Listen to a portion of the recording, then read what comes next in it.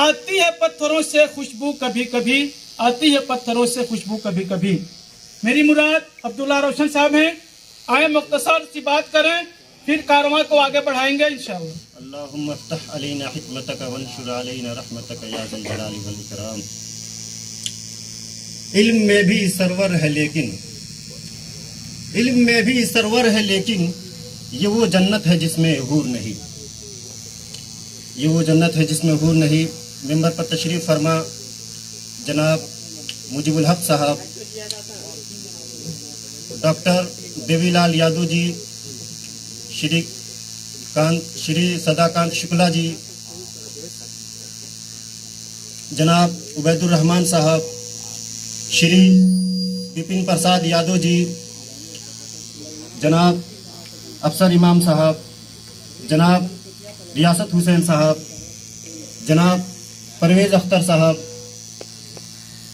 श्री चंदन ठाकुर जी, श्री गौतम राव जी, जनाब शहनवाज अख्तर राजा साहब, जनाब असगर इमाम जामई साहब और मेंबर पर तशरीफ़ फरमा दीगर मुअज़्ज़िज़ीन, मेरे मोहतरम भाइयों, मेरे अजीज़ दोस्तों और बुज़ुर्गों,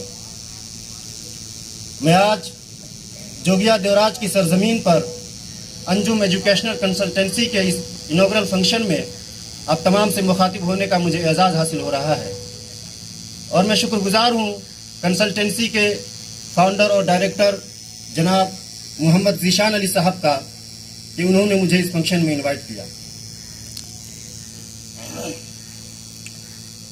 हाज़रीन इकराम, आज का प्रोग्राम एक एजुकेशनल प्रोग्राम है और मैं इस अब्दुल्ला रोशन एजुकेशन पर कुछ रोशनी डालने की कोशिश करूंगा। मौजूद हाज़रीन, उम्मन हम सभी जानते हैं कि पढ़ना लिखना कितना ज़रूरी है। बचपन से सुनते आ रहे हैं कि पढ़ोगे लिखोगे बनोगे नवाब, खेलोगे कूदोगे बनोगे खराब। तो पढ़ाई लिखाई ज़िंदगी के लिए बहुत ज़रूरी है, क्योंकि तालीम ही से इंसान ज़िंदगी जीने का सलीका सीखता है।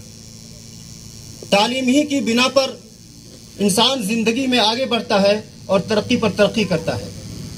तालीम ही की बदौलत कोई भी नाम दौलत और शोहरत कमाता है।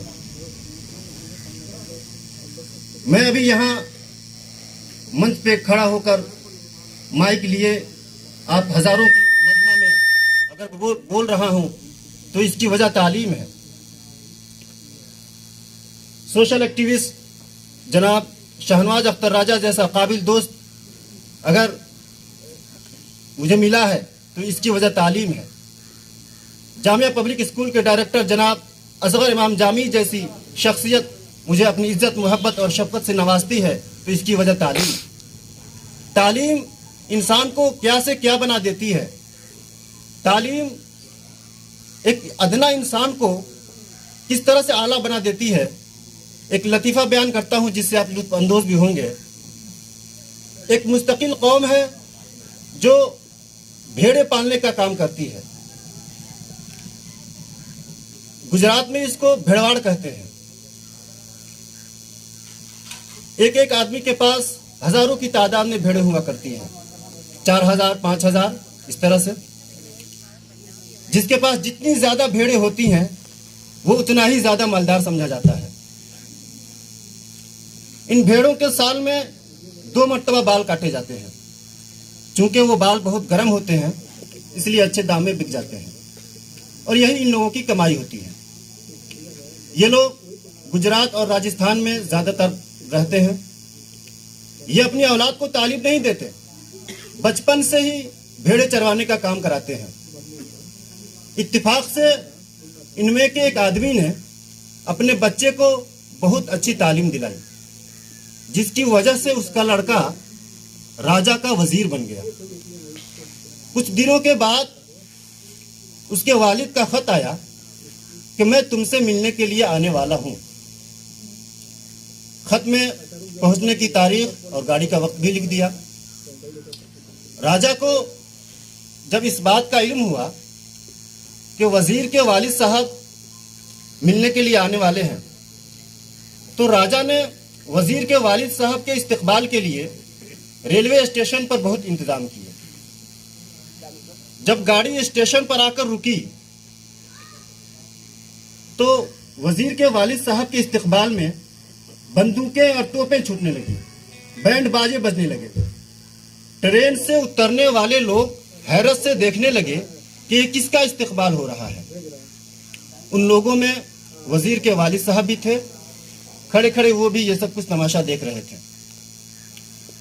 जब ट्रेन से कोई जेंटलमैन आदमी उतरता हुआ दिखाई नहीं दिया तो राजा ने वजीर से पूछा, आपके वालिद साहब शायद नहीं आए? तो वजीर ने अपने वालिद साहब की तरफ इशारा करके कहा, वो जो खड़े हैं ना, वही मेरे वालिद साहब हैं।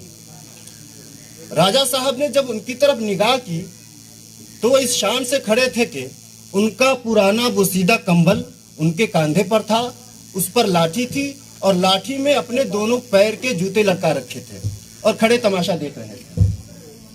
राजा साहब ने उनको देखकर कहा वजीर से कि तेरा बाप तो बेवकूफ मालूम होता है।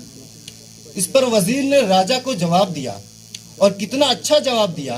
कहा कि मेरा बाप बेवकूफ नहीं है, बल्कि मेरा दादा बेवकूफ था, इसलिए कि मेरे वालिद साहब को मेरे दादा ने तालीम नहीं दिलाई, इस वजह से उनके पैर के जूते उनके कंधे पर लाठी में टंगे हुए हैं। अगर मेरा बाप बेवकूफ होता तो मैं आपके बराबर खड़े होने के काबिल हरगिज न होता। तो बहरहाल कहने का मतलब यह है कि तालीम इंसान को क्या से क्या बना देती है और कहां से कहां पहुंचा देती है, जिसका रात दिन हम मुशाहिदा करते रहते हैं। इसलिए वालिदैन को चाहिए कि अपने बच्चों को आला से आला तालीम दिलाएं ताकि वो खुशहाल और बाइज्जत जिंदगी बच्चे गुजार सकें। बच्चों को आला तालीम न दिलाना और उम्दा तरबियत न करना, ये वालिदैन की कमी है। इस शेर के साथ मैं अपनी बात को ख़त्म करता हूँ कि खोल आँख ज़मी देख फलक देख फजा देख, खोल आँख ज़मी देख फलक देख फजा देख, मशरिक से उभरते हुए सूरज को ज़रा देख, मशरिक से उभरते हुए सूरज को ज़रा देख। वाखिर दावाना अनिल हम्दुलिल्लाहि रब्बिल आलमीन।